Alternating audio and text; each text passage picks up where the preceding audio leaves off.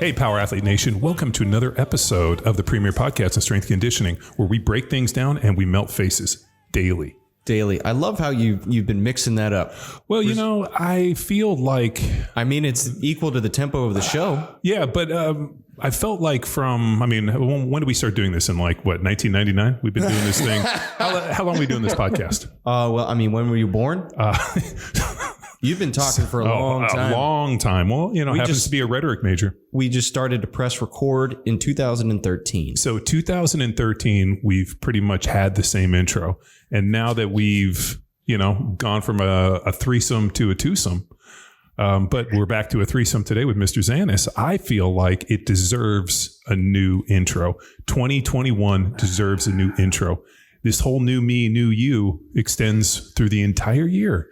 And I'll tell you, 2021 has started out with a fury, and I like it. I know you do. Welcome back to town, John. Thank you.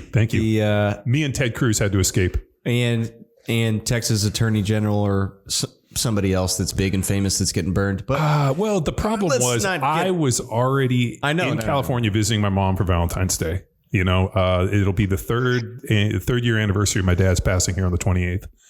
So we decided to go out and do a little Valentine's Day with my mom, and we were trying to decide what we should do with my dad's ashes. And then all of a sudden, they just started canceling flights. And so my option was to just buy a pickup truck because nobody would rent me a car to drive to Austin. And you're the only person to think of that option. Well, I'm the only one dumb enough to basically go buy a $5,000 pickup truck, throw a few wrenches on it, and then load my family and drive 1,200 miles into a snowstorm with it. Yeah. Yeah. So yes, you are. I got online and I tried to rent Avis, Hertz. Hey, can I rent a pickup truck? And I want to do it one way to Austin. Everybody said no, not because of the snowstorm, but because people are exiting California. And what they're doing is they're getting rentals one way. And so they are not doing at least they weren't doing one-way rentals when I called them. So I got online and I was trying to find a pickup truck. I went and looked at a few, and sadly, I'm not sure they would have made it for my price range. So we had to wait, and we got rebooked, came in on Saturday, and I was pretty stressed. We had the neighbor turn the water off, and the only casualties we had here at the barn was our tankless water heater gave up the ghost, and some of the PVC pipes for my well decided to crack. I think what happened was I wasn't here to turn it off and then blow the pipes out, kind of like Tex on a Saturday night, close it down, blow the pipes out.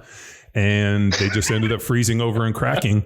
But I'll tell you this, my wife, I remember we were driving to the airport. I'm like, hey, this storm's going to be pretty serious. She's like, no, we'll be fine. Everything will be good by Monday. It's just a weekend storm. And then every day it just got successful, the succession of worse news. It's freezing rain. It's ice. It's below temperature. It was like watching it was literally watching a natural disaster unfold in front of you.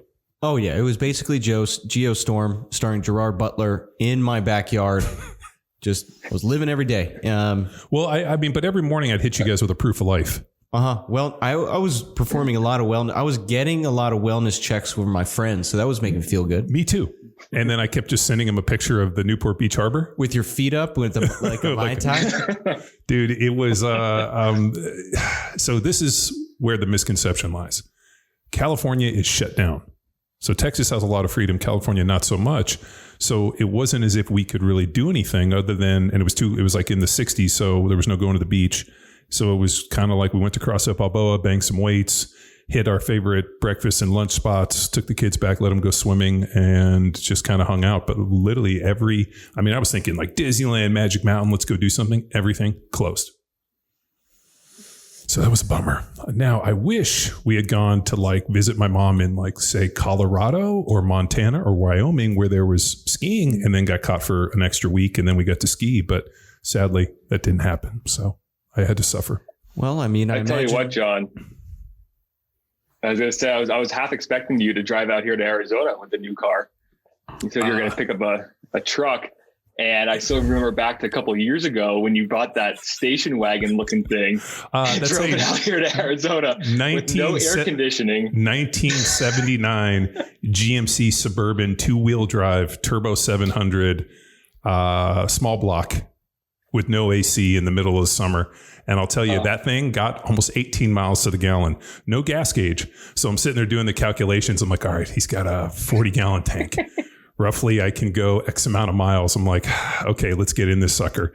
And I'll tell you, she ran like a champ. I ran her at 75, 80 the whole way and bombed that the whole way. My family only made it from Orange County to Phoenix. And my wife's like, we can't do this. And I'm like, what are you talking about? This is great. There's no problem here.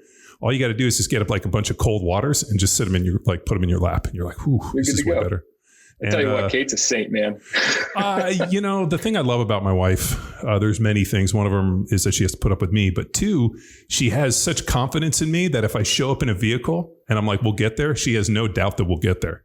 Because I said to her, I'm like, hey, what do you think we go find a truck and drive? And she's like, go find it. She's like, I know you're going to get us something home. And I know of anybody on the planet, you will get home. Like there could be like a firestorm, asteroids coming, and I'll be like, we'll be fine. I just bought a $5,000 truck. It'll be fine. We'll get there. And we usually always arrive. So, I mean, dude, you pulled up to dinner, and all I could think about was the station wagon from Vacation rolling in there. I was just disappointed you didn't have a Christmas tree strapped to the top of it, or a dead grandmother. One arm in a mattress. Dude, I've seen that before. People just driving like everybody holding onto the mattress because they don't have toe straps. And I've actually probably done some dumb stuff like that. Needless to say, we have another episode where we take questions from the hotline. And surprisingly, even though the weather is usually cold, the hotline is always hot. So if you want to kick us any questions to the hotline, 929-464-464. 0. 929-ING-ING-0. Yep, that's the number if you want to leave the hotline. We are going to go with our good friends, Mr. Matt Zanis, or Dr. Matt Zanis, and Mr. Chris McQuilkin to the hotline.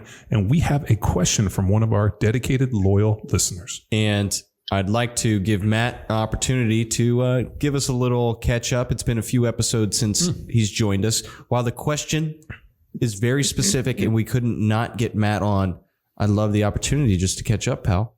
So what have you been up to?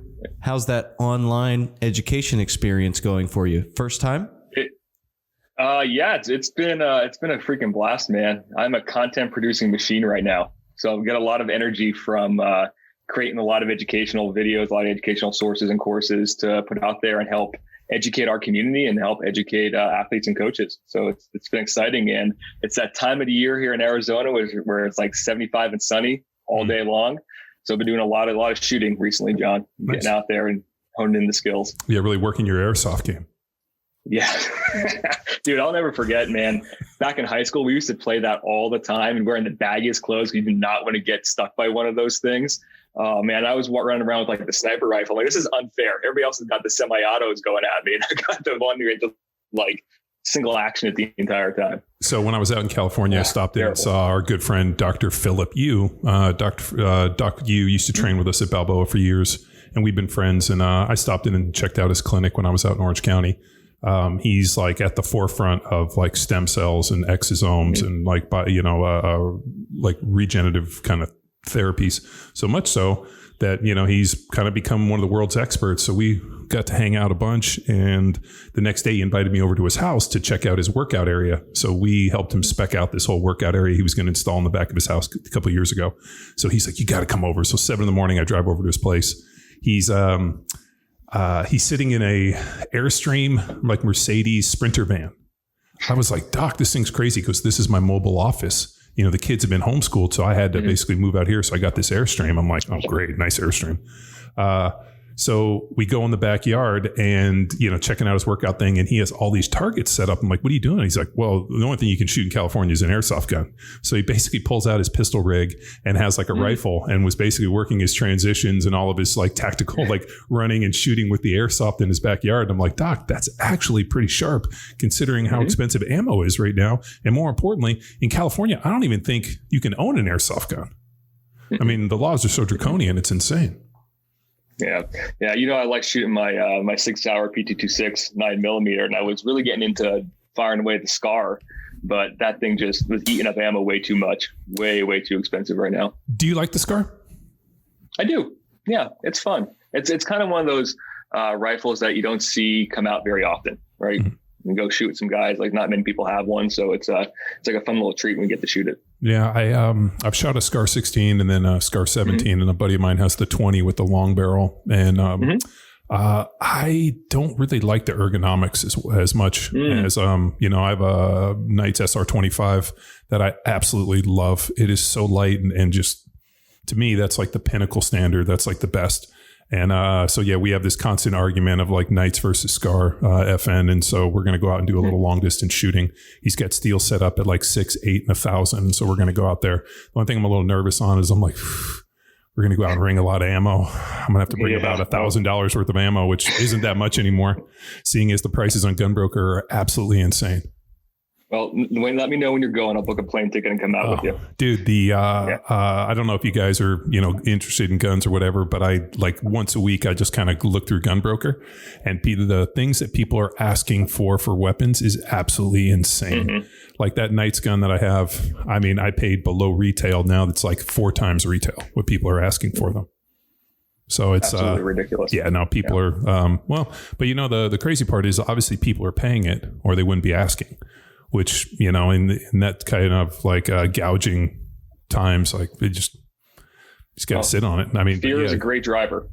Yeah. Well, they say the best thing for the gun industry is getting a Democrat in office. And, like gun spiked when Obama, they kind of like dipped with Trump. And now all of a sudden Uncle Joe Biden's in there. And now all of a sudden the gun sales are going through the roof, especially with that HR 127 that just got released, which pretty much means even airsoft guns are going to be illegal if they can pass that. So very, very interesting times we are living in. Very much so. Yes. Yes. So I feel like we could talk about guns all day long here. Yeah. But you know what? Let's, obviously we tested the foot course that we've been discussing about for years about not only how to fix a lot of dysfunction within the feet, but now we're going up the chain. So the next course will probably be the low back, and then we'll kind of smash it together with some hips and knees and focus on the neck at some point, which I know I got some notes for us to tag team on a neck course, and not only how to fix some neck dysfunction, but also how to strengthen it. Absolutely. Yeah, that foot course was a huge success. A lot of the positive feedback that I was getting from those who have enrolled in it, and the amount of physical and sometimes even emotional transformation that they've been experiencing within like 2 weeks of just attacking the movements and transitioning themselves out of shoes into more barefoot lifestyle and starting to wake up their feet and seeing how it truly dramatically improves their function, their performance. It's been amazing, man. It fills my heart with so much joy to get those messages come in. Yeah. And it's a really interesting thing. I mean, we get to see it with the programs, but it's really interesting to be able to push something out into the universe, have people take it, adhere to it, use it, and then have these real world success stories, and then come back to you and be like, hey, this is something, I had this dysfunction, this changed me, this allowed me to go better. So, that's the stuff that, it's always exciting when you wake up in the morning, you check your emails, which I know I shouldn't do, but I usually do at 6 a.m. I just check to make sure that nothing's on fire. If nothing's on fire, then I get to go to the gym at 7. If things are on fire, I might be at the gym at 7:15.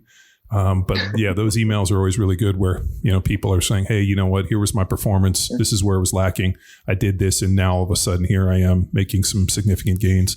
If you guys want to check out the foot course, academy.powerathletehq.com. All the courses are listed. Just scroll down and you'll see the Power Athlete Zanis foot course. Yep. Scroll down at the bottom. You'll see all our course offerings, from some free education all the way up to some premium. And let's get ready for the hotline. John mentioned back, and that's what our question is all about. Baby got back. Ready? All right. Play it.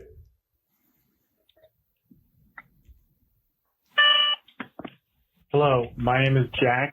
Some background, I'm 6'4", 210 pounds, 27 years old. I've been following Third Monkey and Johnny Bod since about March, with Johnny Bod starting in the late summer. At 19, I got a Spondy on my back around the L5-S1 area.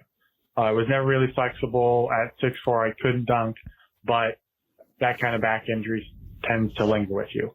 My back is a lot better. I've been really enjoying the Third Monkey programming, but I'm still poor at squatting and deadlifting, not only because of my size, but because of my back injury history. And I'm just not that flexible or good at it yet. So the question I have for you is, what do you do with athletes who have that kind of back injury history, and how do you get them better under the bar or with a kettlebell, or what does that progression look like?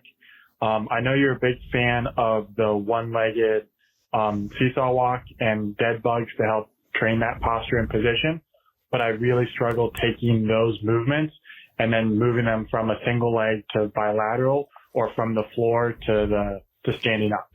I know it's a long message and I can't send you a video over the voicemail, but one thing is, if you're asking what primal movement I'm the worst at, it's the step up. My knee immediately caves in, and going and descending doesn't look good at all, but I would really appreciate your guys' thoughts on how you take a tall person with back injuries and get them under the bar. Thank you guys so much. This is really great. Man, there's a lot to unpack. There is a lot to unpack. So let's go ahead and chunk it out. I've done a little preparation. So Zanis, let's tackle these first two. Well, let's start with what is a spondy. Yeah. And let's break down like the difference between spondylosis and spondylosis and the other spondies that are hiding out there. Tex, that was like a really great unintentional pun you put out there with preparation, considering a spondylolysis, the fracture of the pars interarticularis in the vertebrae. 100% yeah. for the record. So well timed. Intentional for the record. I'll tell you, I can't stop laughing over here. My excitement and laughter is almost going to explode my head for these amazing puns and Mr. Puntastic, aka Mr. McQuilkin. Oh, God. So well put. Anyway, there are essentially two different conditions here when we're talking about a spondy, one being a spondylolysis and the other one being a spondylolisthesis. The spondylolysis is simply like a stress fracture to what's called the pars interarticularis, which is a piece of bone that connects the vertebral body, so the front of the spine, to the facet joints in the back. So it's kind of like a strut, and it's often referred to as a Scotty dog fracture, because if you look at it kind of like on an x-ray, it will look like a Scottish Terrier dog with a collar around its neck. Or if you're more morbid, it's like the head's coming off the Scotty dog. So choose your perspective, I guess. But that is just kind of like the beginning stages of the injury. And when that pars interarticularis fracture becomes weakened, it could potentially lead into what's called a spondylolisthesis, which means that fracture actually gets movement, it separates, and then the vertebrae will start to slip on each other. So you get one vertebrae that will move forward on top of the other, which could be a lot more serious. Is this like a cascading effect? So they have spondylosis and then it goes to spondylolisthesis. So is one kind of the precursor of the other? It could be a prerequisite, right? So you could get the spondylolysis that leads into the listhesis. However, you could have a traumatic spondylolisthesis from some type of an acute injury that creates enough force to fracture the vertebrae and push it forward. So during my NFL career, whenever I heard spondy, I always assumed it was a spondylolisthesis where the vertebra starts slipping. And I was not aware that a stress fracture in there was actually called a spondylosis. The Lolysis. God, these names. Lysis. Yeah. I understand the genealogy and classification of this stuff, but it's kind of, normally they would just say, hey, this guy got a stress fracture in his back. But when they actually referred to it as a spondy, that was when they started to slip. And that usually happened from if you saw a guy, I'm thinking the mechanism that I saw last time was a guy was going for a hit and he stumbled. And as he hit, he was on his knees. And then the other dude hit him in the face and basically bent him back. And that was the traumatic injury. It was ever since then. And when I saw it, I remember thinking if you stumble before, there was no way to get out of the way, but the dude stumbled, fell down, knees, and then got hit. And it was fucking. Yeah, that's the mechanism of injury. It's a lot of that big hyperextension, then coupled with a lot of rotation, which is why you see it a lot in NFL linemen predominantly, and then more often some type of throwing athlete. So like track and field throwers, discus, shot put, and then a lot in gymnasts. All those guys whose moms wouldn't sign the permission slip to play football. Right. That's what I like to, whenever I saw Bert and all the Soren X guys and all the throwers, I'm like, dude, you guys are so big and strong. What happened? Mom wouldn't sign the permission slip? And then they always give me this dirty look. They're like, you couldn't do this. I'm like, you're right. My mom signed the permission slip. I never had to find out. Yeah. And ironically enough, that will put you into a predisposed category for that type of injury too. Usually these taller guys, sure. So like the longer torso guys, creates a lot more what we call shear forces on the spine in certain positions, where you have a lot more force going through the vertebral column than you would if you had something like me. I'm 6'1", big, long, lanky limbs, but I got a real short torso. So it makes me a powerhouse of a deadlifter because I don't really have to worry too much about getting that big forward lean in the trunk and predisposing the back to a lot of extra forces. Yeah. I mean, usually people that are shorter leg, longer torso are usually naturally good squatters. People that are shorter torso, longer legs are naturally good deadlifters, longer levers. So what's kind of interesting on this is he didn't delineate between the two. So I'm going to go with the first one, the Spondy fracture, as kind of his issue. I mean, and I've seen people with that, and it usually there's some numbness in the legs, back spasms. And what happens, I think, is because of the spasm and kind of the position of the muscles trying to start firing to kind of create stability, he probably is extremely tight in his low back. So he probably doesn't do anything, or at least he didn't necessarily kind of throw it out. But man, there's a lot to kind of look at in terms of injury mechanisms and why his training is what it is. I think it's important to consider that it really doesn't matter which one it is right now, because you can get a multitude of symptoms with each one. The only thing that you have to really be concerned about with that spondylolisthesis, where the vertebrae are actually slipping, is when you can't control your bowel or bladder, right? So if you're incontinent and pooping yourself, disaster pants, that's a big red flag that you might have some neurological compromise there. But then also like the shooting, radiating leg pain, that's kind of a coin flip. You could have that type of a symptom from nerve compression, or you could actually just get it from the nervous system's overreactivity to what's going on in the back. Like you mentioned, John, everything is kind of tense and tight and kind of putting some pressure on the nerves as they exit the spine when they're already in through the muscles and everything has to go down into the leg. So a bit of a difference there. But the key factor here is that it all comes down to what Stuart McGill, you guys have had him on before, what he talks about with this equation of power equals force times velocity. Right. So the higher the amount of force going through the spine coupled with the higher velocity, that's where you start to run into problems, especially with the extension and the rotation piece occurring at the spine, which is why somebody like a golfer or a baseball player can get away with a lot over and over and over again, because it's a lot of high velocity, but not so much power versus somebody like an NFL lineman. You think about this, like the exact situation that you just described, John, was that guy getting hit, getting pushed into a lot of extension. That's a lot of force being pushed through there at a high velocity. Also can potentially cause a problem there as well. Yeah. Let's start diving into the question. I assume this dude is just a rec athlete because he references being able to dunk and playing some basketball. So maybe a high school basketball player that now just loves to still stay fit. All right.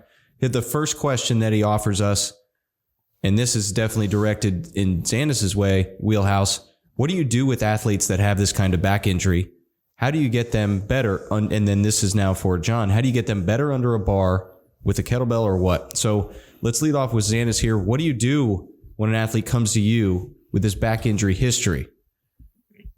Well, I think the first thing you have to consider is this person in the right place, right? So is there some type of red flag occurring where you would have to refer them out for some type of neurological compromise that needs to get taken care of, where MRIs and x-rays are warranted? But as long as that's all clear, priority number one is just to reinstill a sense of confidence in them, because the worst thing that you could do is have somebody who has a diagnosis of fracture in their back and all of a sudden they think that they're broken, right? And they won't move. They'll self-limit at that point, which will actually make things really, really worse in the long run.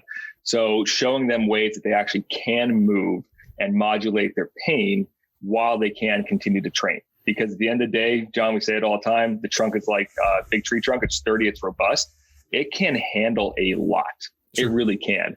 And one of the best things that you can do in the beginning is just try to calm down the fire. So calm down the pain symptoms through different things like isometrics. So reinstating this sense of stability in the spine, right? Because a lot of these pain symptoms that we experience are really it's just information that our brain is telling us. It's a defensive mechanism. It feels like you're in some type of danger. And the really cool thing about isometrics, so you think like dead bugs, side pillars, different plank variations, prone, supine, what that will do is will instate a sense of stability back into the brain, a sense of safety, a sense of security. And that in and of itself will actually release a lot of natural opioids into the system. So you got a great medicine cabinet in your brain. So if you can get some of those opioids out through some isometrics, it's a great place to start. Yeah, no, we, as you guys know, there's 3 muscle contractions. There's an isometric, concentric, and eccentric. We develop stability with the isometric contraction. So what I would start with doing, obviously he's doing the dead bugs. I would kind of vary it where I'd be doing dead bugs. I'd also be doing like a side plank, like more side planks and maybe some reaches. So he's working on some rotation underneath. We have a side plank with a reach. And then the other one would just be some really just easy, pillar to plank type movements just in the warm up. From his call here, it sounds like he fell into a perfect application tool with Third Monkey. So we have a limited with Third Monkey. It's our steer training program with limited weight. So anywhere from...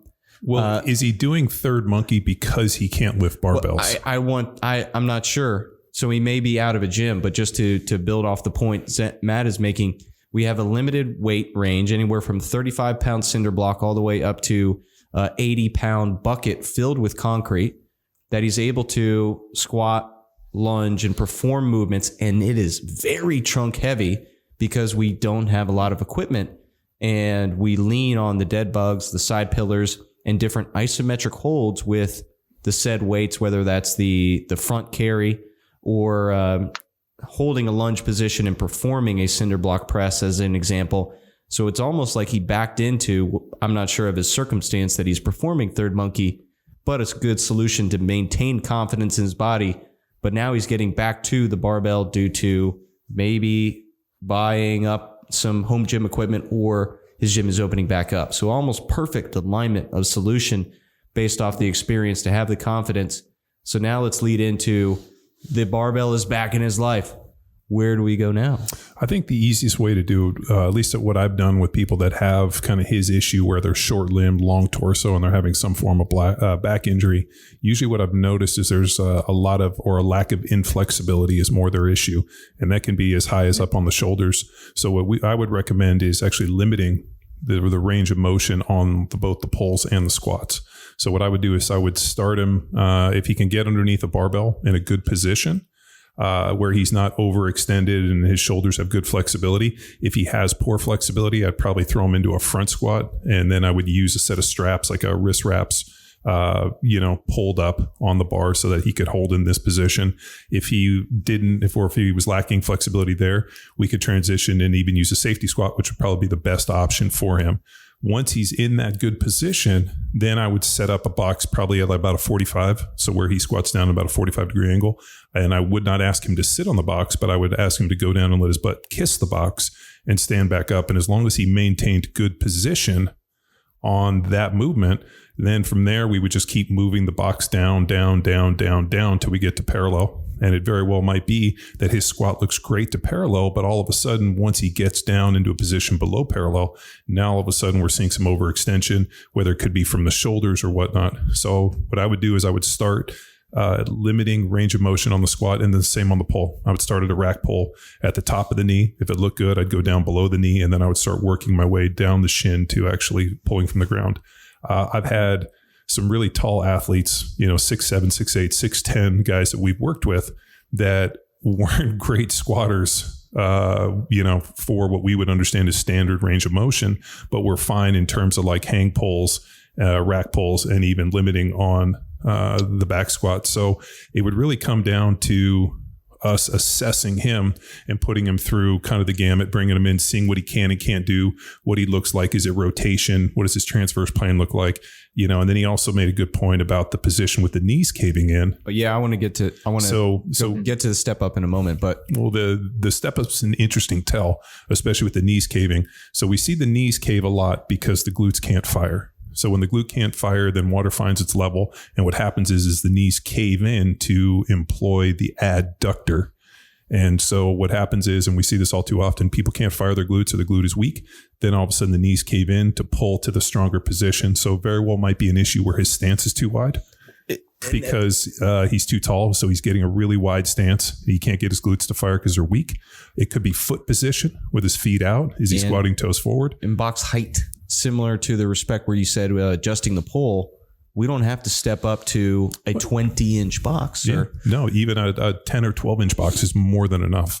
So a big issue there is as people step, what does the shin angle look like? Are they actually getting positive shin angle and using the quad and driving through, or are they driving straight up with using a vertical shin angle? So all these are things that are really easy to assess if your coach and the person you're working with is, a power athlete coach, been through the methodology, you're working with a Matt Zanis or some of us. I mean, we could go through and create a pretty tailored program with understanding what you can and can't do and getting you into a range of motion that you can allow to train and develop strength. As I remember reading Stu McGill's book, The Gift of Injury, he made a great point is you have to start with what somebody can do and then start working your way down the rung. Once they develop proficiency, you just start moving it down the rung and, challenging them. Putting somebody in their, in the biggest hole you can first is by far the biggest, mistake that a lot of people make. Yeah, John, I love all those strategies. And you bring up a really good point is that context is absolutely key here. And you need to be able to meet the athlete where they're at on the journey and not try to force like a square peg into a round hole type of thing. And especially with these Spondy type cases, typically like 99% of the time, they're really sensitive to all these extension based movements. So getting right back into a barbell back squat, especially like a low bar, is not going to be ideal because that does create a big extension moment through the spine. Same thing with the deadlift as well. So I love your strategy of going to like a higher rack pull, get up into a good position, keep a more vertical torso. And a lot of the avenues I like to go down with these type of guys, especially the taller athletes as well, because I tend to treat people like they probably have one because, 60% of people actually have one back there anyway, and they don't even know about it. Sure. So what I like to go with is something like a sumo deadlift to start. So they're kind of re-ingrain the sense of pulling. So widen out the legs a little bit, keeping the torso more upright, and then going, like you said, right into a safety bar squat, and then eventually into a front squat or indoor goblet squat, loading that up really heavy, because that position in and of itself will start to challenge trunk on the anterior side, right? So you put a lot more force to the front of the body rather than the back, and it will start to instill once even more reinforce this sense of confidence in their body. And then you can start to progressively move it to the posterior chain once again, in conjunction with a lot of single leg work, a lot of single leg work, especially with that front rack type of position in the lunging and in the step ups, in order to help correct a lot of that knee caving in for the step up, that valgus position, which is interesting because you brought up how it recruits the adductors, and the human body is freaking amazing, man. Like the way that it actually can compensate and work around issues is just fascinating to me, because a lot of times that knee coming in is the brain saying, hey, we can't find the glutes, so let's just drive the knee in as far as we can to try and stimulate a stretch reflex on the outside of the hip. And then it'll eventually get that stretch reflex and pull you back up out of the hole, versus, you want to be able to try and recruit it from the get-go instead of having to rely on that compensation pattern. But it's an interesting tell, so to speak. The other issue he brings up is kettlebells. As you guys, if you follow any of our programs, I'm a huge fan of kettlebell swings for one reason. One, I love the task-specific tension of like the swing where there's a relax, and then you have to brace on the eccentric, work on a fast accentuation phase, and then a violent hip extension to push the bell up. So there's this on off, and, playing sports, football especially, you're never, boxing, MMA, whatever it is, you're never like this all the time. So you have this issue where you kind of are, ready, but relaxed to be able to move. And then you snap it. It's kind of like snapping a punch, relax. And then the punch snaps out, and then it's, hard as a rock, and then you bring it back. So I love the kettlebell for teaching that on off and that task specific tension, which is a great term that actually we got from Aunt Lo. So to drop Aunt Lo a little bit of love on the podcast. So the issue that I ran into is if you're a healthy individual and you have a strong trunk, it makes sense. And you can swing big kettlebells, and we got them. It was funny, on Jack Street, there was a guy, first time I've ever been asked about how long to rest in the warm-ups. And the guy was upset that I did not prescribe rest in the warm-ups. So that was kind of interesting to me, because I'm like, I don't know how long it takes you to warm up. Some people power through them. Some people take more. Like, that's shooter's choice, whatever you need. Mm-hmm. But his comment was swinging a kettlebell, 72-pound kettlebell 15 times is a workout. I'm like, not in power athlete land, man. We got 106, we got a 150, we got a 203. Those are workouts. A 72-pounder is what my wife swings. So that's kind of an interesting piece for the warm up. But what we found is that if people have these issues, a lot of times there's dysfunction in that task specific tension. They don't understand how to brace, how to relax, how to brace, how to relax. So if you have a spondy or you have some back issue, and Matt, this is where I was hoping to elaborate, is there something neurological going on that maybe they can't do that due to pain, inhibition? Because if somebody has a back injury like that, I'm very, very hesitant to prescribe a ton of, high rep, heavy kettlebell swings, which for us is really just a foundation of that trunk strength. Mm-hmm, mm-hmm. Yeah, the warm up is like a great place. I like to utilize an opportunity to work on all these limiting factors that you're talking about, and especially from the neurological standpoint. Because like we mentioned in the beginning of the show, if the brain feels like it can't control or isn't safe in an area or position, especially with the low back, it will neurologically start to tighten everything down and around it in an effort to protect you. And that's why you see a lot of like tight hamstrings with these types of individuals, because it's really just trying to control the heck out of that spine. Because once you experience some type of trauma, whether it be physical, like in this sense of a fracture, or spiritual, emotional, mental, physical, it doesn't matter. The brain reacts the same way. It creates this level of dysfunction, which turns into compensation patterns and accelerated tissue stress. And then you either injure yourself or start to develop more compensation patterns, and kind of go around and around and around in this vicious cycle, because you never actually intervened at the level of the trauma or the dysfunction in the beginning. So for these guys, it is really about filling in those gaps in the movement literacy. And what I mean by that is starting to explore dark zones, starting to explore areas that you're not comfortable going in.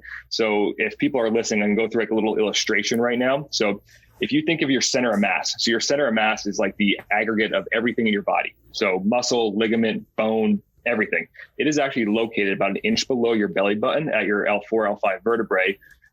Ironically enough, the most common place where you start to see these spondies, and they're also the two most two most mobile joints in the spine as well. So if you draw a dot on a piece of paper, that's your center of mass. You draw another circle around it. That circle is the limits of your stability, right? So the extents, the ranges that you can move into comfortably and under control.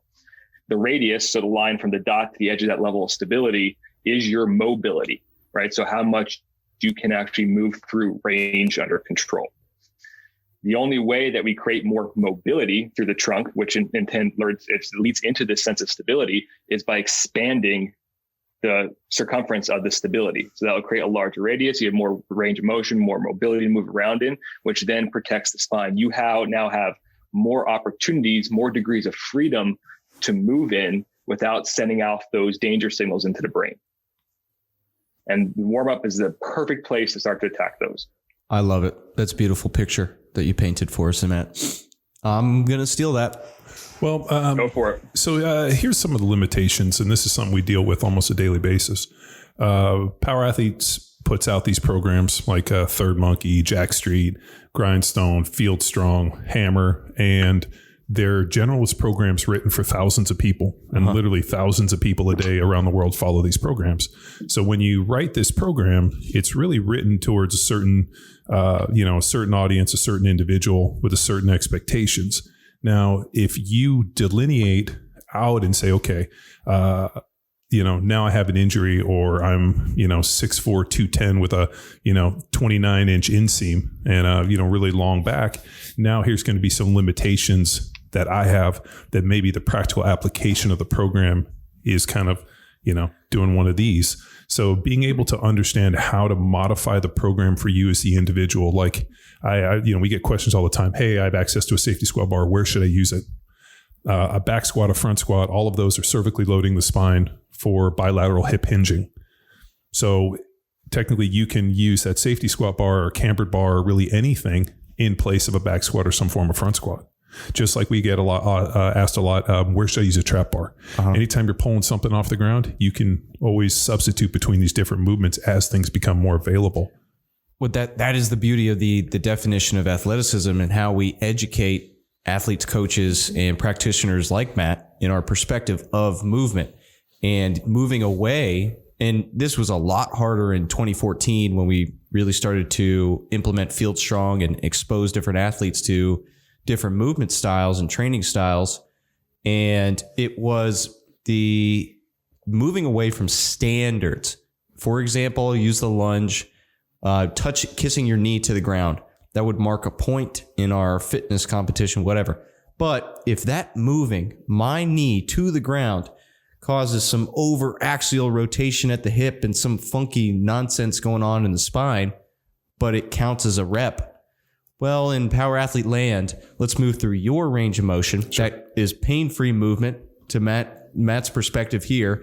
And then we control, and that beautiful picture that Matt painted, we go to that edge of that line, that radius, and control back to our neutral position. All right, on to the next rep. Let's see how it does on the opposite side of the body. Well, but Tex, this is the issue we get into, whereas I think at least the way my brain works and having done this for a long time, I look at the body as a whole and I look at this thing as a blueprint, and athleticism, the ability to seamlessly and effortlessly combine primal movement patterns through space to accomplish a known or novel task.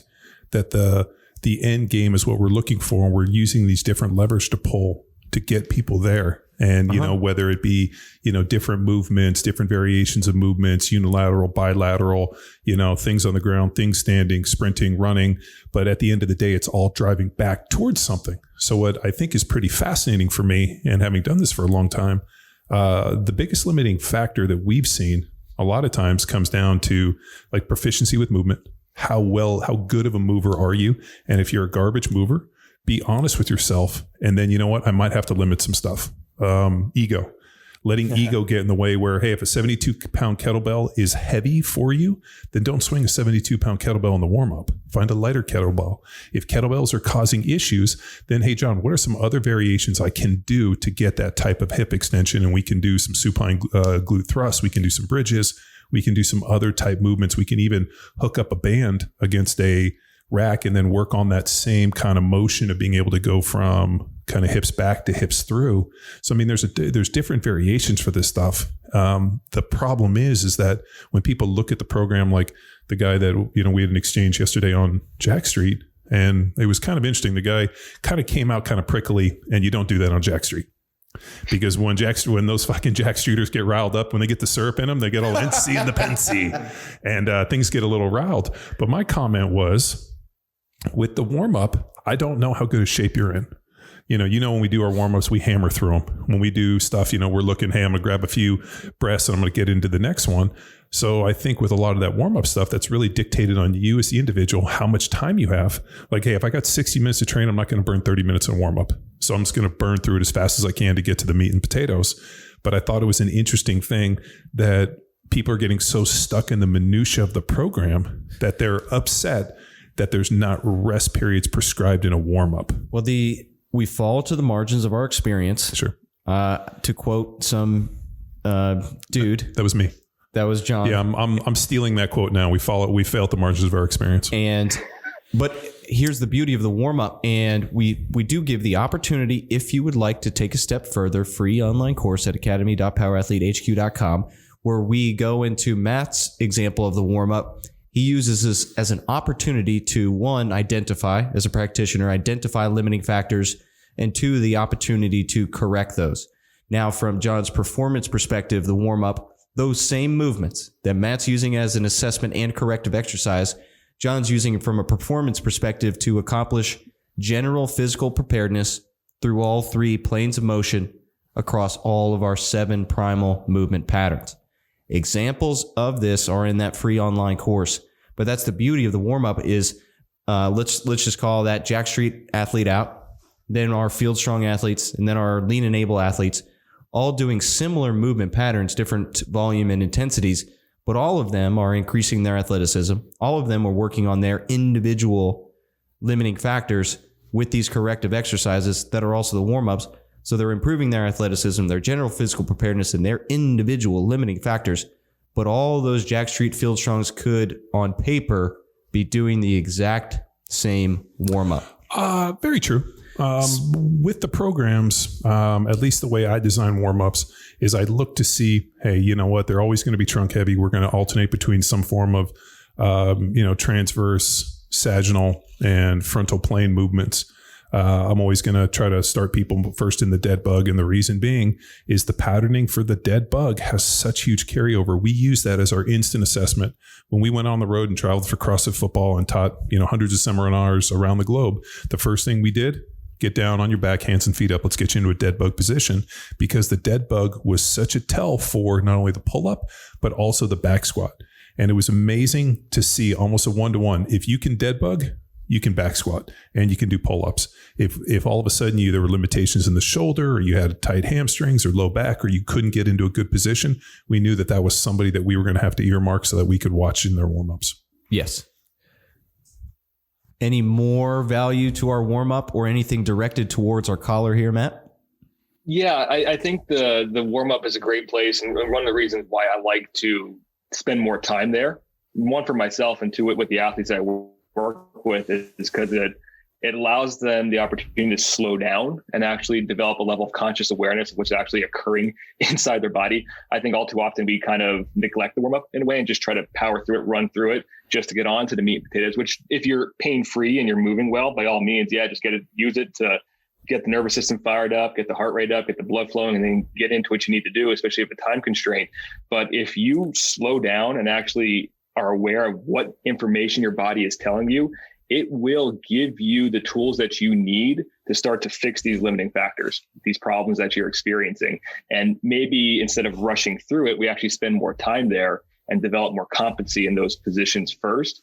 And then we can start to layer in all the strength stuff afterwards. Because, at the end of the day, John, for me, I couldn't get away from this podcast without talking about the feet. Because the feet are such I know, the foot fetish guy. Here we go again. So we've got this idea of Is there a Matt Zanis toe sucking course coming out anytime soon? Or is that just on YouTube or on OnlyFans? OnlyFans. That's going to be an expensive one because OnlyFans. Oh, God. There's some highly top secret information in that one. Hey, Tex, didn't you have an OnlyFans account? No, stop. Okay. I've been on it. Asked and answered. So, I just learned what it was the other day when Tex told me he had an account on there. I didn't even know what it was. Stop. Well, Luke Summers was trying to, make ends meet. And so he, next thing you know. And I felt bad for him. So I was his only fan. 10 cents a day. You get a morning selfie. Yeah. On the crapper. Okay. So our caller, I've been meaning to make a point to call out the regions of the country. Our guys is 614. So Ohio strong for this gentleman. Well, but when I hear 6'4", 210, I'm kind of tall. I'm like, well, you need to gain 100 pounds. As Louis Simmons would say, if you're worried about being too tall, just gain weight and everything will work out itself. So don't 6'4", go to 270 or 27. Oh, 27 years old. Yeah, he's 27. Yeah. Okay. All right. Well, that meat suit will help. Yeah. Well, hey, at the end of the day, if you have access to the programs and you're following Third Monkey and you're following some of the other programs, I want you to jump in and post your videos on the feeds and ask for some coaching. So if you listen to this, go in, show us where the dysfunction is, show us some barbell back squats, post them up in the feeds and let us get some feedback and some real world. That's one of the perks of Power Athlete and the system that we're using with Train Heroic is the ability to post stuff directly to the feed. You can post them in YouTube. You can also hit us at Power Athlete HQ on Instagram. You can hit me at John Wellborn on Instagram, or at McQuilkin on Instagram, or Rooted in Movement, and just tag us in the movements on your Instagram, and we watch that stuff and we'll offer some coaching up. So there is coaching available. Right now we're just kind of using the force, speculating, but give us some real world feedback and let's see how you're actually moving and see if we can correct it. Yes, Matt, if dudes want to learn more about you and find your OnlyFans account, where do they go? Everything is at Rooted in Movement, even the OnlyFans account. Hashtag toes. But so hit me up on Instagram at Rooted in Movement. You can even send me an email at matthew@rootedinmovement.com, especially for this guy who asked this question. Be happy to take a look at him and help him in a more specific, unique, individualized way as well. So awesome. Check it out. Sweet. Slate it. Bye. Bye. Thank you, Matt. Bye. That is the premier podcast in strength and conditioning. It is the premier podcast in strength and conditioning. And you know what? We ask questions, The audience asks questions. We have answers. If you want to leave us a question, we have this hotline, 929-464-464. 929-ING-0. And if you leave us a question, we will answer it. We're doing these question submissions every week. So if you got something dope, leave it for us. Hopefully we'll answer it. And we get specific as possible. So not general fitness. We want to be challenged. Yeah. Other than toe sucking, I'm not interested in that. And I don't want to see Matt Zanis' hairy, long-haired toes fans account. All right. I'm like a hairless cat. All smooth. Pause for awkward silence. 2, 3. All right. Thank you very much. Bye. Now it's time for you to empower your performance. Head to powerathletehq.com/training to choose from a number of programs to meet your specific performance goals. And if you like to break a mental sweat too, visit academy.powerathletehq.com and become a real stakeholder in you or your athlete's success. Until next time, bye!